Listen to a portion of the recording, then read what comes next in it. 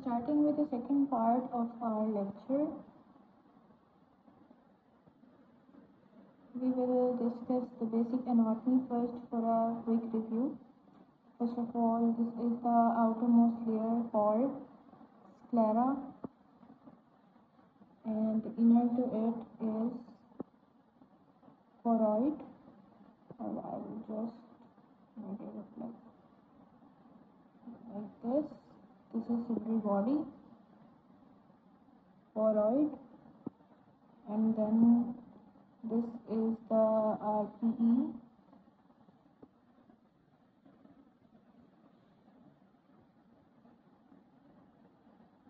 which continues a little bit here, and this is also the part of uveal tract.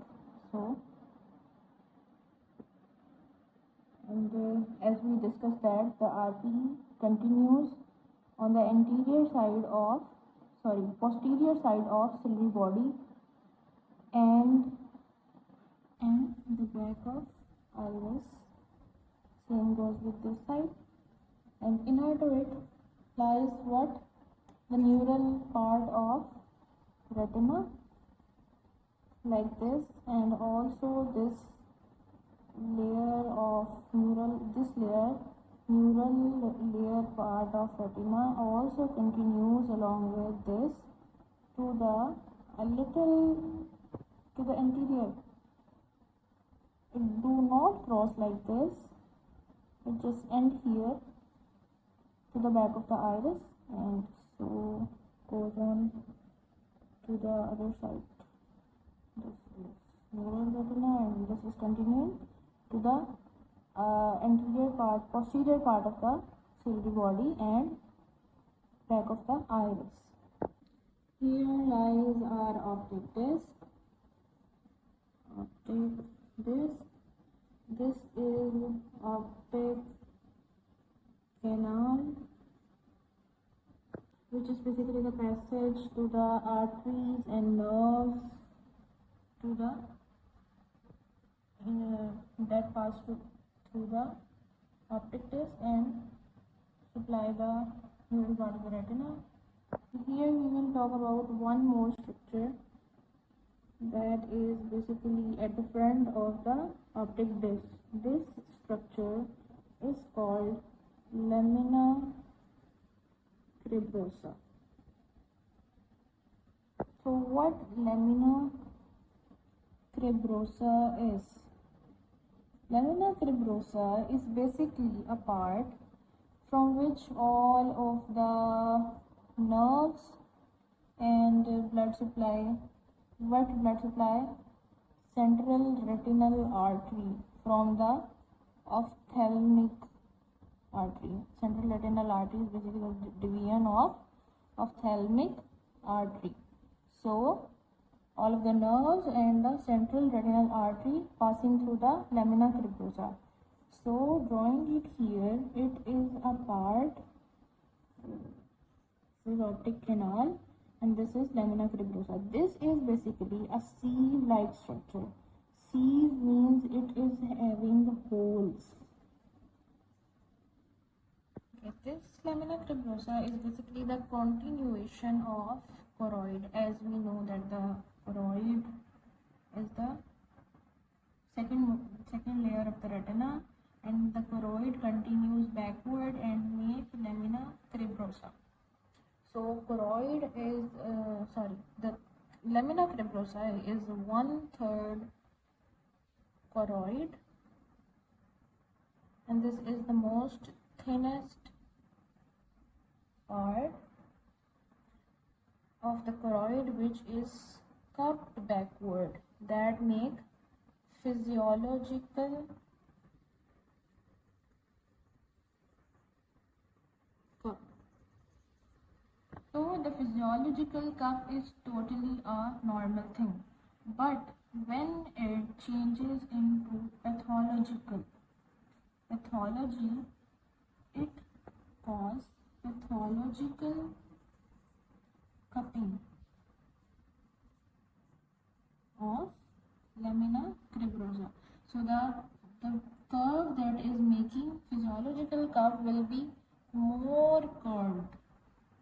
That will be in the case of glaucoma with increased intraocular pressure. When the IOP rays in the eye, it will cause pathological cupping, which is not a normal thing. The normal thing is physiological cupping, that is a little bulge out of lamina cribrosa. But increase of IOP will cause pathological cupping that will deteriorate or that will change the bulge of the lamina cribrosa, and so the disease will called staphyloma. That is basically outside protruding means moving outward, protruding of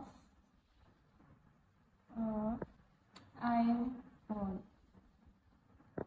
That will basically cause outpouching of sclera, the outermost layer, and outpouching of sclera plus increased IOP will cause staphyloma. Up till now, we discussed about the sieve part of eye, that is called lamina cribrosa. That is basically sieve-like. But why it is sieve-like? Because many of the optic nerve, because many of the supplies to the eye are passing through it, including central retinal artery. And it also causes physiological cupping, which is a normal thing. But on increase of intraocular pressure due to glaucoma, it can cause pathological cupping, which is not a normal thing, and that will cause the outpouching of sclera. With the increased IOP, as we discussed later, that will cause staphyloma. One more thing I want to discuss before we start our lecture about retina, discussing about this part of the eye, which is called optic nerve, which is basically not a nerve. Why? Because a nerve holds some characteristics. Why it is not a true nerve? This is basically conventionally called nerve, optic nerve, but it is not a true cranial nerve. Why? Because it is basically myelinated with oligodendrites, while a true nerve is non-myelinated, and it is just protruding of the diencephalon, which was like, as we discussed before, like this. So this is conventionally called optic nerve, but it is not a true cranial nerve. It is just conventionally called. Why it is not a true cranial nerve? Because it is myelinated while the nerves are non-myelinated. So as it is myelinated with the oligodendrocytes, the diseases that involve peripheral nervous system will not affect optic nerve. Those diseases that include or affect the white matter will affect optic nerve. The disease like multiple sclerosis. MS, multiple sclerosis. Okay, so we will now run to the main topic of our retina, talking about the blood supply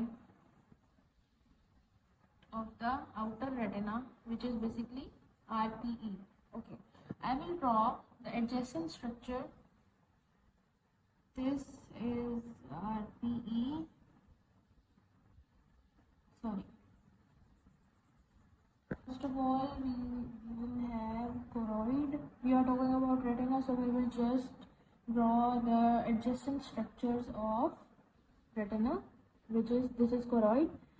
Inside to it is RPE. As we discussed before, that the RPE, the outer retina, is being supplied by the Choriocapillaries, which is basically from the short ciliary artery that pierce the sclera, enter into the choroidal bed and supply to the RPE. This line is choroid, this is RPE. So it pierce the sclera, enter into the choroidal bed and supply the RPE. Here we will discuss how the choriocapillaries supply nutrition to the RPE. Basically, this RPE do not contain any junctional complexes between the retina. Basically, this inner part of the retina and the outer part of retina do not contain any complex junctions between them that holds them. There are no any junctional complexes between the RPE and neural retina. So whenever we talk about RD, it is not, the effect is not talking about neural part of the retina, but it is that the RPE, that it is RPE that got separated or detached from the choroid. This is basically RD. It is not the neural retina detaching from the RPE. So we will just first talk about the types of the cell present in retina, and we will then continue the layering of the retina. Types of cell that present in retina are first epithelial, that is basically RPE. The second is photoreceptor cells. The third is neuronal cells.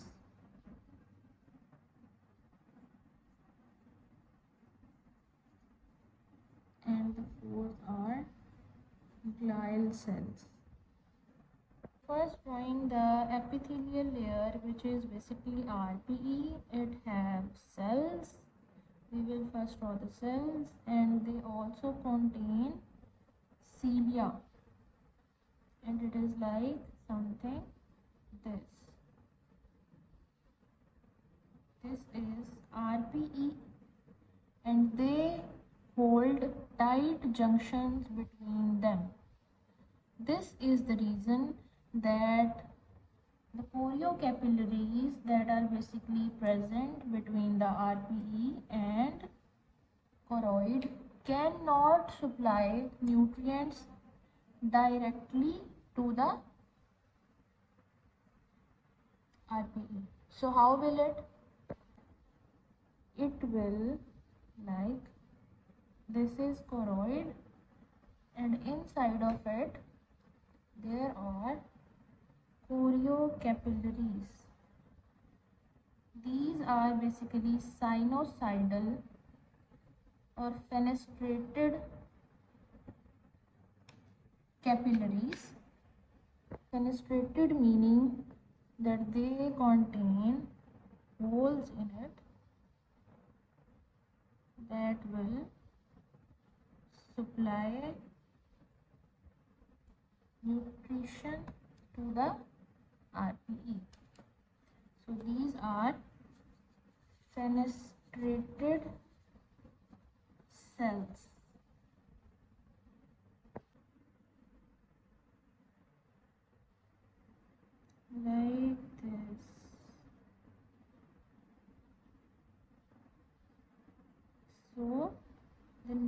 nutrition to the retina will be provided by the process of diffusion. This is the choroid bed. This is the choroid bed containing choriocapillaries that will provide the nutrition to the RPE. Why it is fenestrated and why the diffusion process is taking place here? Because there are tight junctions that are present between the epithelial layer, RPE layer, that do not allow metabolites to pass from it to the inner part of the retina. So up to now this was choroid, this is RPE, and inside of it we will continue the neural part of the retina. Before further talking about starting the neural layer of the retina, these contains melanocytes in the RPE and also some melanosomes,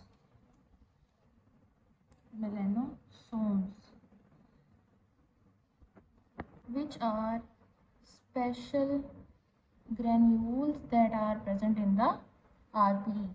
So the RPE having cilia, the open mouth structure is for a reason we will discuss later. So the RPE have melanocytes, melanosomes that are special granules. That the function of the special granules are absorbing the extra light, and then it have tight junctions. So up to now these were the characteristics of the RPE. Up to now, sinusoids, endothelial gaps or fenestrated cells are the terms that are being used for these holes present in the choriocapillaries. Okay, so now finally we will move towards the inner part of the retina. So the inner part of the retina we are gonna start like RPG. This is the acronym to remember the sequence. R stand for photoreceptor rods and cones, photoreceptors. B stand for bipolar cells and a rod that contain multiple discs, and then this is the outer segment. This is outer retina. This is outer retina. Most of us confuse it like this is outer, this is not outer, this is outer retina, this, and this is inner retina. Okay, so the outer retina, the outer part of the rod, inside of it is the inner part, and then nucleus, and then spherule. This is the nucleus, and next to it I will draw a cone that have multiple membranes. That this is outer part, this is inner part, nucleus, and pedicle. This is the receptor part of the these two rods and cones are photoreceptors. This is the part which contains pigment called rhodopsin in rods, and the cone have multiple membrane like structures in its outer part. Next to it is the inner part of the rod, inner part of the cone, nucleus part of the rod, nucleus part of the cone, spherule in the case of rod, and pedicle in the case of cone. Okay, spherule in the case of rod, and pedicle, it just to remember, but I should draw this, the outer part only. Spherule in the case of rod, and the pedicle, the last photoreceptor part, receptor part, pedicle in the case of cone. I will draw multiple rods and cones.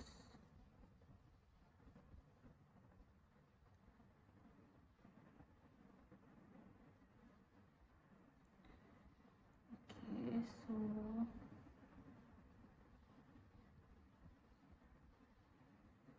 I'm just making a presentation for the purpose of presenting. I'm not exactly drawing it.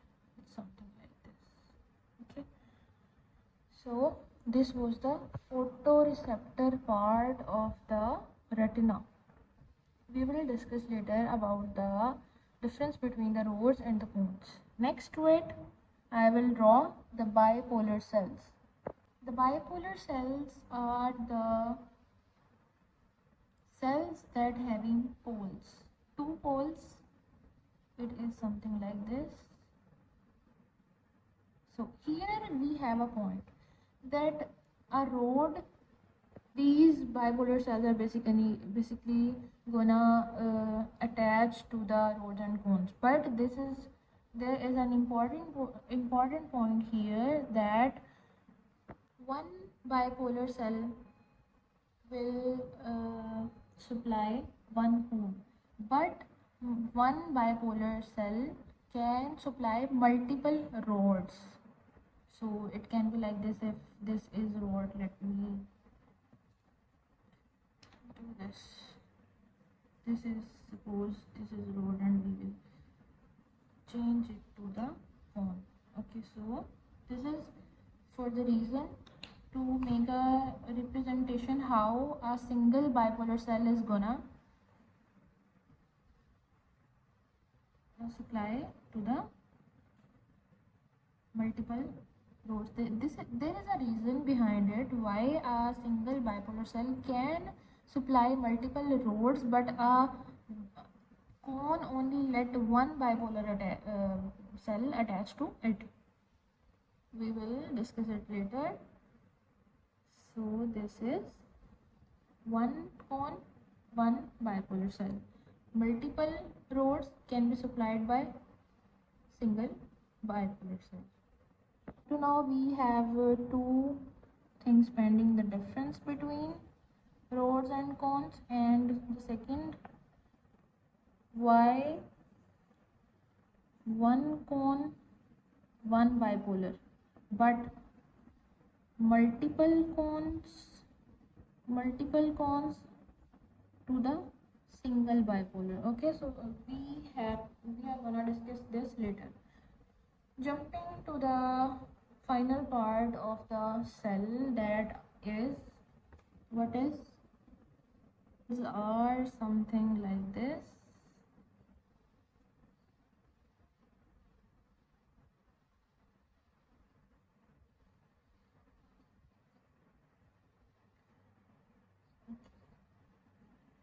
The process of the bipolar cell that is connecting or supplying the photoreceptor part is dendrite, while the process that is providing or attaching to the glial cell, that is called axon. And next to it, the glial cells are up to this. One thing I forgot to discuss, that the rods and cones, which are basically photoreceptors, that they changes the photochemical